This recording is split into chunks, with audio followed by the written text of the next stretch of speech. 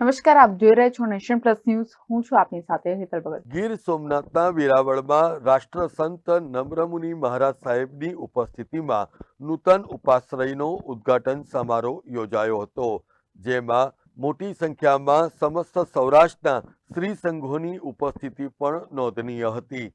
આ પ્રસંગે ભવ્ય શોભાયાત્રા સહિત અનેકવિધ ધાર્મિક કાર્યક્રમોનું આયોજન કરાયું હતું, જેમાં વિવિધ સંઘોના ભક્તજનો પણ અનેરા ઉત્સાહ સાથે જોડાયા હતા. આ શોભાયાત્રામાં પૂજનીય સંત સતીજીઓની પણ પાવન ઉપસ્થિતિને પરિણામે સમગ્ર વાતાવરણ પવિત્ર થઈ ઉઠ્યું હતું.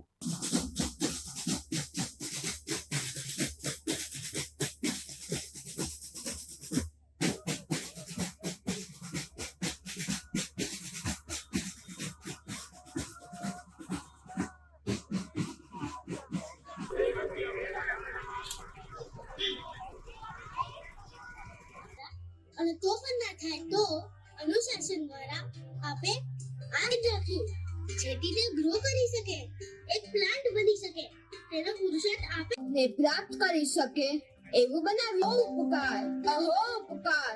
બટ એની અપાત્રતાના કારણે અજાગૃતતા ગુરુદેવના ઉપાશ્રય નિર્માણથી ધન્ય બન્યા વેરાવળના નિવાસી.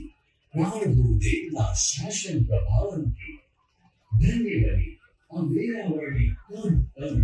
પ્રાણ ગુરુદેવના આજ્ઞાથી આજથી પરમ ગુરુદેવ આપ ઉપાશ્રયથી